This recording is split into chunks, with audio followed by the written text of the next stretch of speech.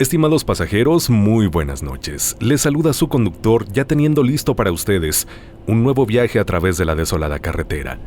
Hoy escucharemos variadas historias de terror y un relato cerrando con broche de oro este viaje que, créanme, es como ninguno otro que hayamos narrado aquí y como ningún otro que su servidor haya escuchado, así que asegúrense de llegar hasta el final de este viaje. ¿A dónde iremos, pasajeros? Sin duda alguna, este recorrido nos llevará hacia el misterio. De momento, solo les pido que por favor abrochen su cinturón y que se relajen porque aquí comenzamos. Estimados pasajeros, favor de abordar, ya que aquí comienza otro viaje a través de la desolada carretera, con rumbo hacia lo desconocido. La chica de las jardineras. Saludos, conductor y pasajeros. Muy buenas noches. Les escribo desde la ciudad de Aguascalientes, México, para compartir con ustedes hoy una historia que es tanto escalofriante como triste y trágica. Me gustaría saber si alguno de los pasajeros hidrocálidos que nos escucha y que viaja esta noche con nosotros pudiera confirmar estos hechos, ya que yo, a pesar de tener muchos años de vivir en esta ciudad, no logré encontrar información al respecto, ni recuerdo alguna noticia con relación a ello. Esto no me sucedió a mí. Le sucedió a mi mamá en los años 90 y yo he podido confirmar cómo su piel se enchina cada vez que comparte con nosotros esta experiencia, misma que, para que vaya más acorde al formato de la desolada carretera, la narraré en primera persona. Aquí el relato. Mi nombre es Georgina y esto me sucedió en los años 90 en la ciudad de Aguascalientes. En aquellos años yo era todavía soltera y vivía en el fraccionamiento Jardines de la Asunción. Pasa que yo conseguí trabajo en uno de los negocios del centro comercial Villa Asunción, mismo que no está muy retirado del fraccionamiento donde vivía. Estamos hablando de 1 kilómetro a lo mucho, de modo que este tramo se puede hacer perfectamente caminando.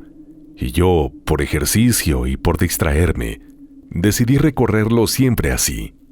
Cierta noche, eran un poco más de las 9. Yo había salido de trabajar y ya me dirigía caminando hasta mi casa. Pasé por el Parque Rodolfo Landeros y fue al llegar a su parte final, que colinda con el Teatro Aguascalientes, que en un pequeño jardín que se encuentra en ese lugar, sentada en una de las bancas de una jardinera, contemplé a una mujer que sollozaba, con la cabeza inclinada hacia abajo, mientras cubría su rostro con las manos. Esta imagen me inquietó, así que pensando que aquella chica podría necesitar ayuda, me acerqué hasta ella. ¿Estás bien? ¿Necesitas ayuda?, le pregunté, pero al escucharme sin dejar de llorar, ella se levantó y posteriormente se fue corriendo hasta la reja del parque. Este gesto lo interpreté como si quisiera estar sola, así que sin poder hacer más por ella, me alejé del lugar y seguí mi camino hasta llegar a mi casa. No obstante, en la noche, no pude dejar de pensar en ella. Sobre todo esperaba que lo que había ocurrido no fuera grave y se encontrara bien. El siguiente día transcurrió con total normalidad en mi turno en Villa Asunción. Sin embargo, al salir y hacer mi recorrido para llegar a mi casa, al llegar a la mencionada zona entre el parque y el teatro, la misma chica estaba ahí de nuevo, con la misma ropa y con la misma postura inclinada mientras lloraba con las manos en su rostro. Esto me desconcertó sobremanera, así que nuevamente me acerqué a ella. Pero esta vez, al preguntarle si estaba bien, sucedió algo diferente, ya que al escucharme la muchacha, ahora poco a poco se enderezó. Luego, lentamente, fue quitando las manos de su cara hasta revelar su rostro. Ahí, sentí que la sangre se me congelaba por completo, ya que vi que su cara carecía de ojos y en su lugar se encontraban un par de profundos agujeros negros, de los que, a pesar del vacío, dejaban caer lágrimas. A su vez pude ver que en su cuello había una herida profunda, como si se hubiera hecho con un objeto filoso. Me quedé petrificada observando aquella espectral imagen, pero cuando pude reaccionar, me di la media vuelta y comencé a correr. Sin embargo, hubo un punto en que no sé por qué, pero no lo pude evitar, así que me detuve y eché un vistazo hacia atrás. En ese momento vi a la misma chica, con aquel horrendo rostro, que seguía llorando, pero ella ya estaba flotando a unos 20 centímetros del suelo. No pude resistirlo más, y ante la impresión de tan dantesca imagen, caí desmayada. Cuando volví en mí, y poco a poco recobré la conciencia, me di cuenta de que estaba siendo auxiliada por un par de hombres. Ellos eran parte de la seguridad del Teatro Aguascalientes, mismos que en una de sus rondas me habían encontrado. Me preguntaron qué había pasado, y yo les expliqué. Al escucharme, me sorprendió la respuesta de uno de ellos, y es que me dijo: «Ay, ya le tocó a usted. Ya la vio». «¿A qué se refiere?», le pregunté. A lo que él me dijo que los avistamientos de esta espectral muchacha en esa zona de jardineras son comunes, puesto que años atrás, en un hecho muy lamentable, una joven había sido víctima de alguien que le quitó la vida, propinándole una profunda herida en el cuello con un filoso cuchillo. Al escuchar esta revelación me estremecí. Obvio que sentí miedo, pero también no pude dejar de sentir tristeza por el alma de aquella joven, misma por la que recé algunas noches, pidiendo por su descanso eterno. A pesar de esto, quisiera serle sincera, conductor y pasajeros. Ya nunca, al salir de mi trabajo, volví a caminar por esa zona, y mejor lo hacía por la acera del otro lado de la calle, por temor a volverme a encontrar a esta alma en pena. Aquí termina el relato de mi mamá, conductor y pasajeros. Y como les dije, a mí no me fue posible encontrar información sobre el lamentable incidente mencionado en esta narración. Por lo tanto, me gustaría que si alguno de ustedes, pasajeros que me escuchan, supiera algo, lo compartiera en la caja de comentarios. No obstante, antes de despedirme, quisiera dejarles una recomendación.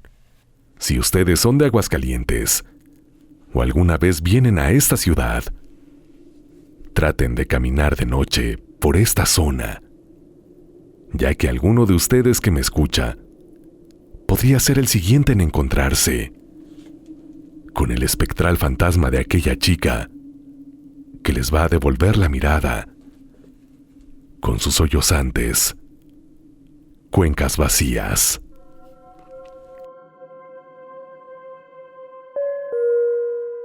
Pactos o una desafortunada coincidencia. Les envío saludos, conductor y pasajeros, desde Veracruz. Mi nombre es Cecilia, y gran parte de mi vida me he desarrollado como enfermera. Actualmente trabajo en un centro de salud, y es aquí donde he sido testigo de un fenómeno, por demás extraño. A su vez, quisiera conocer su opinión, pasajeros. Pasa que este hospital, a pesar de estar un poco apartado, cuenta con lo necesario para llevar a cabo operaciones, cirugías y procedimientos médicos de cierto nivel de complejidad. En cierta ocasión, hasta el nosocomio llegó una persona de la tercera edad. No es un nombre real, pero para efectos de este relato vamos a llamarlo Don Martín. Pues bien, Don Martín es una afamada persona, al menos en estos rumbos, ya que se dice que él es poseedor de una gran riqueza, y así lo denota la grande casa en la que vive. Sin embargo, cuenta ya con 95 años, y esto le ha acarreado algunos problemas de salud. El tema es que, cierta noche, Don Martín fue ingresado al hospital, porque se encontraba grave. Varias de sus afecciones se habían complicado, y se iba a hacer todo lo humanamente posible para ayudarlo. pero yo misma comprobé que el panorama era tan desolador que se esperaba el hombre no lograra completar la noche con vida en el hospital. Cabe señalar que, casi al mismo tiempo, ingresó al centro de salud un joven que iba a ser sometido a un procedimiento relativamente sencillo, ya que únicamente se le iba a remover el apéndice. Pues bien, mi turno acabó a las 12 de la noche, y ahí yo me retiré a descansar. Sin embargo, cuando me integré de nueva cuenta a mis labores, en la primera oportunidad, una compañera me abordó. «Ceci, ¿supiste lo que pasó?», me dijo, y posteriormente me reveló que algo muy extraño había pasado aquella noche en que don Martín había ingresado al hospital, ya que este hombre, contra todo pronóstico, de pronto fue mejorando en su salud, al grado que, para sorpresa de todos, en la mañana se le pudo dar de alta, porque ya se encontraba perfectamente bien. En contraste, aquel chico de 25 años y en completo estado de salud, excepto por su afección en el apéndice, sufrió una serie de inesperadas complicaciones durante la operación y perdió la vida. Esto tomó por sorpresa al hospital completo.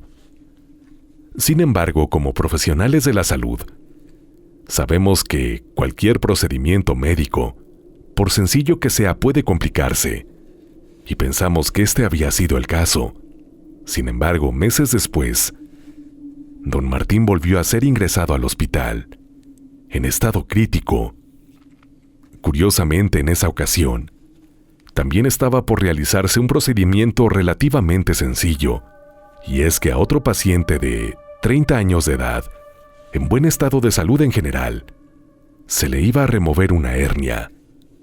Pues bien, conductor y pasajeros, como podrán adelantar, efectivamente, esa misma noche don Martín volvió a mejorar, y contra toda expectativa, ante la mirada atónita de todo el personal, a la mañana siguiente, pudo salir del nosocomio por su propio pie, mientras que aquel hombre de la hernia perdió la vida por complicaciones muy poco comunes durante su intervención.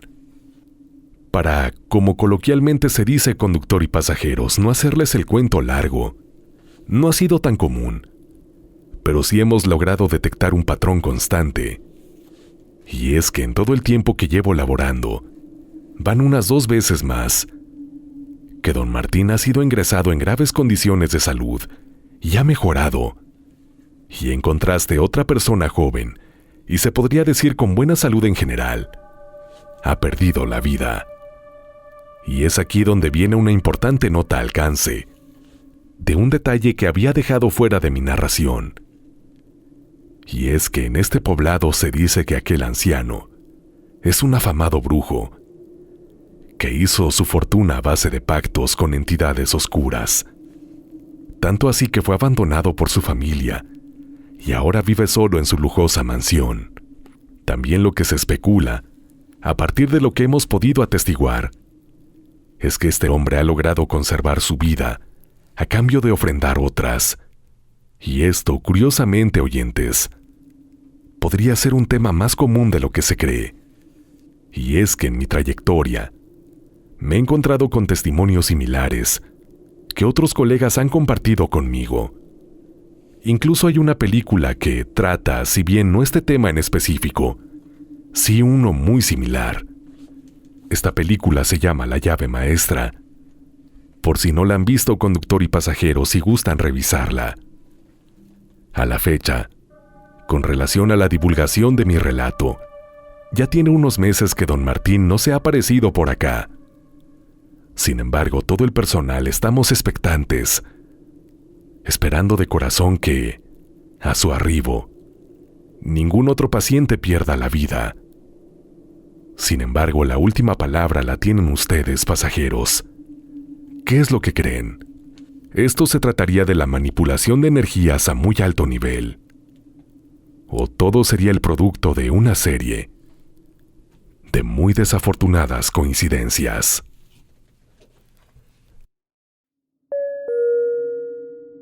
La chamuca. Saludos, conductor y pasajeros.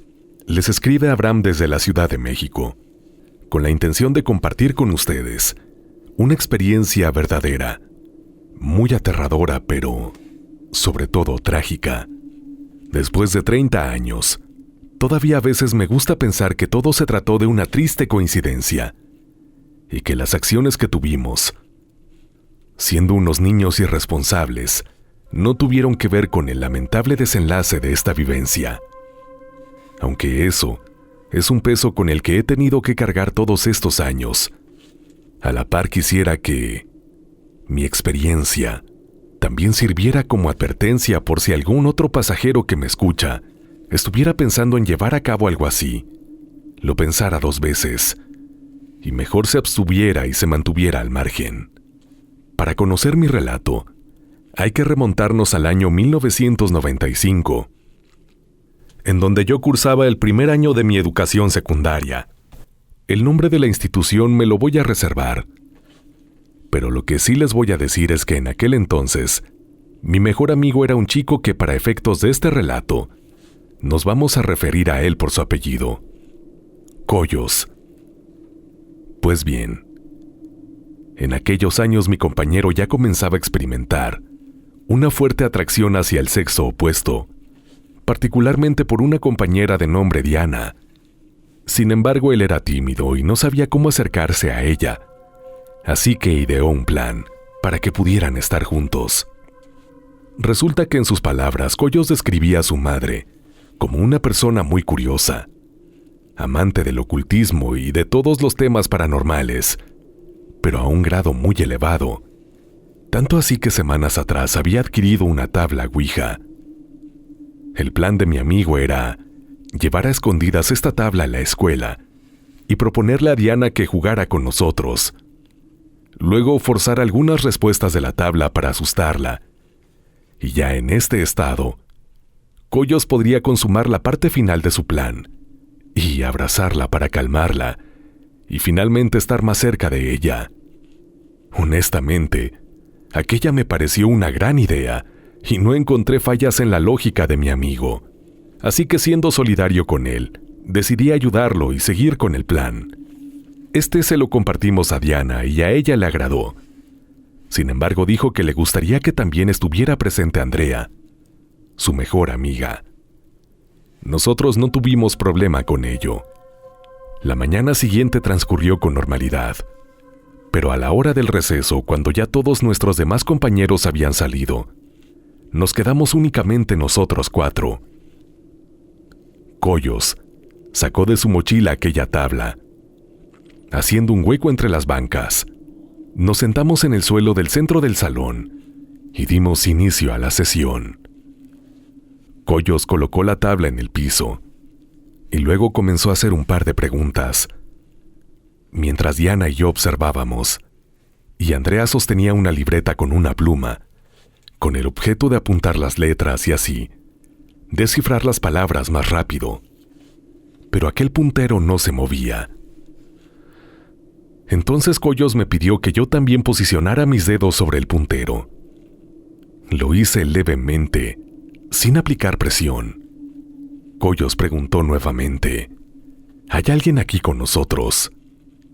El triángulo comenzó a desplazarse y marcó sí. Para la sorpresa de todos, excepto la mía, ya que pensé que mi amigo era el que había movido aquel marcador. Posteriormente preguntó: ¿cómo te llamas? Y la tabla comenzó a responder señalando letras, mientras Andrea anotaba de forma apurada. Cuando el puntero dejó de moverse, ella nos enseñó la libreta, revelando un curioso mote. Aquel decía: La Chamuca. Quiero confesarles, conductor y pasajeros, que en ese instante tuve que contener la risa, porque en mi mente había sido mi amigo el que había contestado ese nombre. Y en mi razonamiento, no sabía cómo se le había podido ocurrir un apodo tan ridículo para un ente. Así que, haciendo un esfuerzo por mantener mi postura seria, continué. Si ustedes no están familiarizados con este término, pasajeros. Chamuca o chamuco en México se usa para referirse al diablo o entidades demoníacas en general. Volviendo al relato, Coyos preguntó ¿dónde estás? A lo que la tabla respondió, arriba de ustedes. En ese momento el grupo temeroso volteamos hacia el techo del salón, pero no pudimos ver nada extraño. Entonces las preguntas continuaron y fue cuando Coyos dijo, si estás aquí, danos una señal. Un silencio tenso se hizo presente en el ambiente. Y todos nos quedamos callados, pero entonces la puerta del salón intempestivamente se cerró de golpe. Todos gritamos, especialmente las chicas se asustaron, mientras yo me preguntaba cómo mi amigo había hecho eso. Él trató de calmarlas diciendo que, probablemente, eso se había tratado de una coincidencia y una ráfaga de viento. Había sido la perpetradora de dicho cierre. Coyos mencionó que debíamos seguir con la sesión, y en ese momento cometió un error grave, y es que la siguiente pregunta que lanzó fue, ¿qué quieres? A lo que el puntero comenzó a moverse. Cuando terminó, pudimos escuchar que Andrea sollozaba. Ella volteó la libreta y nos mostró la frase que había escrito. Esta era: quiero a Andrea. En ese momento ella comenzó a llorar y fue víctima de un fuerte ataque de ansiedad. Yo, aunque no era muy cercano a ella y no le tenía tanta confianza, me levanté, la abracé para tratar de calmarla, así como también lo hizo su amiga. Esto no nos fue posible hasta que el receso terminó y todos regresaron al salón, incluso la siguiente maestra. Ella nos cuestionó lo que había pasado, y al hacérselo saber, nos hicimos acreedores a un fuerte regaño, ya que ella argumentaba esos eran temas a los que había que tenerles respeto. Pasa que por más que lo intentamos, Andrea no logró calmarse, y le fue imposible concluir con esa jornada de clases. Así que mejor se les habló a sus padres, y fueron por ella, antes de que terminara el día. Posteriormente, en la primera oportunidad, yo le reclamé a mi amigo. Le dije que qué había pasado, que por qué había asustado a Andrea de esa manera, pero él me dijo que no había hecho nada, que aquellas habían sido respuestas genuinas de la tabla, y aunque a mí me costó trabajo creerle, el asunto quedó así. Ya al día siguiente Andrea regresó a clases, pero ella a partir de esa fecha cambió bastante. Se convirtió en una chica extremadamente introvertida, y la alegría que la caracterizaba desapareció. Yo hablé un par de veces con ella.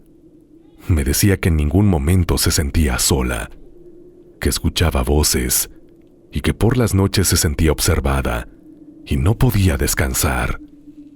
El ciclo escolar siguió su curso y finalmente las clases terminaron. El verano pasó y luego llegó el tiempo de regresar a la escuela. Y cabe señalar, esta es una institución que tiene niveles desde primaria, así que ya todos los compañeros nos conocíamos bien, porque dicha escuela era la favorita de muchas familias, así que era común que los compañeros casi siempre fuéramos los mismos, a excepción de algunos que cambiaban, ya fuera porque algunos se iban y otros se integraban, o viceversa. Así que se me hizo muy extraño que Andrea no llegara a este nuevo ciclo. Así que cuando pude, me dirigí con una de las maestras. Al preguntarle por mi compañera, la expresión de ella cambió, y con semblante triste me dijo que Andrea ya no regresaría para ese ciclo, ya que durante el verano había desarrollado leucemia, y a pesar de hacer todo lo humanamente posible, no hubo tratamiento que la pudiera salvar, y ella había perdido la vida. Como les dije al inicio de mi relato, conductor y pasajeros, todos estos años he tratado de pensar que esta situación, al final, Se trató de una muy desafortunada coincidencia, aunque también para mis adentros. No puedo evitar pensar que de no haber llevado a cabo aquella sesión, nada de esto habría ocurrido. Así que al pensar que efectivamente, aquel ente, aquel posible demonio que nos dijo que se llamaba la chamuca, se llevó a Andrea, la culpa me carcome. Y es algo que con los años he tenido que aprender a vivir. Estimados pasajeros, qué bueno que siguen aquí. Antes de continuar, te invito a que si aún no lo haces, apoyes a este canal con tu suscripción y activando la campanita de notificaciones. Así estarás en condiciones de decir hashtag yo soy pasajero y más allá de eso, no te perderás ninguno de nuestros próximos viajes. Recuerda que a mí me encuentras en Instagram como LocutoniMX. LocutoniMX. Apreciaría mucho te añadieras a mi cuenta personal en esta red social y que establecieras contacto enviándome tu relato o experiencia. Si lo prefieres, también puedes escribir a la bandeja desolada, al correo midesoladoes@gmail.com. midesoladoes@gmail.com. De antemano, mil gracias. Estimados pasajeros, vuelvan al autobús, por favor, que queda una escala más por conocer. Una escala única en su tipo, así que por favor, acompáñenme. Las guardianas del fuego. Tardé en recopilar la historia. No les puedo decir dónde pasa porque en este momento sigue desarrollándose ahí. Tampoco desde cuándo empezó, porque nadie lo recuerda. Pero empezó cuando en un lugar alguien decidió dejar en la familia un legado. Y eso no es dinero ni poder. Quiero decirles, conductor y pasajeros, que cambié los nombres y el lugar por razones obvias. Empezaré con la historia. Hace muchos años, en donde colinda Michoacán, con un pueblo que no aparece en los mapas. Las tierras eran de don Naznamí Guichami. Era descendiente de la raza pura de los aztecas. Él ya era una persona grande. Se casó con Airosa Dávalos y tuvo 7 hijos varones. Y Ayutzin, la niña consentida. Ella se casó con el hijo de don Simón, el panadero. Naznamí le dio a su hija un gran terreno. Este terreno tenía una maceta en el centro. Era un área muy grande. Simón empezó a limpiar el terreno para sembrar y le pidió ayuda a su primo. Cuando empezaron a sembrar, Ayutzin les llevaba el almuerzo. Una tarde ella vio un pequeño destello y le dijo a su esposo. Se fueron acercando y era una pequeña fogata. El primo dijo: aquí hay dinero, vamos a escarbar. Pero Simón dijo que no, pues en sus palabras eso siempre terminaba mal. Vámonos, ya es tarde. Los 3 se retiraron juntos. Los esposos llegaron a su casa y el primo dijo que iría a buscar un trago.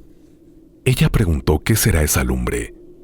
Él le dijo que tal vez era solo un gas que se prendió con alguna chispa, que se hizo con alguna piedra. Al día siguiente vieron que alguien había sacado tierra de ese lugar. Se imaginaron quién fue, pero el fuego seguía ahí. Mas el primo no apareció. Solo estaba un gran pedazo de piedra negra, muy dura. Todo el día no llegó el primo, ni los siguientes. Nunca se volvió a saber más de él.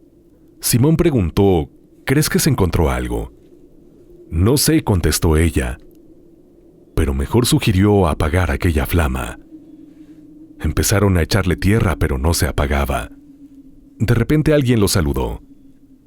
Buen día. Ellos respondieron el saludo. El desconocido les dijo: nunca la van a poder apagar. ¿Quién es usted?, preguntaron. A lo que él respondió: yo soy el que cuida el fuego, pero mi tiempo se acabó porque no tengo más descendientes. Ahora les toca a ustedes. Ellos se sorprendieron, pues no lo conocían.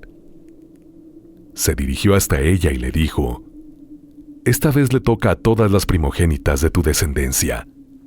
No les voy a dar dinero ni poder, pero tus tierras serán productivas y no tendrán que pasar por ninguna necesidad. Pero tienen que cuidar el fuego. Solo las mujeres pueden tocarlo. Ningún hombre lo debe tocar, pues tendrían el mismo final que tu primo. Ayutzin contestó: pero yo no sé qué hacer. Solo cuidar que nadie fuera de tu familia lo vea, y mucho menos lo toque, contestó el hombre. Mañana solo traigan sus ropas y recuerdos. Todo lo demás estará aquí. No van a necesitar nada más, pues la naturaleza les dará todo. A la mañana siguiente, cuando llegaron en el terreno, se encontraron una casa grande y hermosa, no lujosa, pero con todo lo necesario. Con el tiempo sus cosechas y sus animales se reproducían favorablemente. No les faltaba nada. Un año después nació Leonora, su hija mayor, y después Agustín, Ramiro y Ana. El desconocido volvió cuando Leonora cumplió 15 años. Él le dio un colgante de oro en forma de fuego. Tú serás la siguiente cuidadora a tu tiempo. Ya lo entenderás. Ayutzin entonces le preguntó: yo ya no lo voy a cuidar. Sí, hasta que tu hija esté preparada, respondió. Aún no lo está. Ese fuego estaba en una especie de mesa de barro y rodeada de una barda en la intemperie. Aunque cayeran fuertes aguaceros, el fuego no se apaga. Queridos conductor y pasajeros, aún después de más de 150 años, ese fuego sigue ardiendo y pasando de guardiana en guardiana. Cuenta la leyenda que un niño de la familia tocó el fuego cuando no se dieron cuenta, y cuando lo buscaron, solo encontraron un pedazo de piedra negra como carbón. Fue una pérdida dolorosa, pero fue culpa de su propia madre, una mujer que no es familia directa. Amenazó con decir todo lo que pasaba. Salió corriendo y cuando regresó, no habló nunca más. Perdió el habla. A la fecha, yo he podido ser testigo de que en esa casa no son ricos, no tienen lujos, pero no les falta nada. Incluso, cuando hay falta de trabajo, no carecen de nada. Quiero decirles, conductor y pasajeros, que ese fuego seguirá dando todo a cambio del cuidado. Lo que no les puedo decir es cómo son los cuidados, porque esto sí está prohibido, ni cuál es la familia, pero yo sí los conozco, y que donde quiera que estén se encuentren muy bien. Hasta pronto.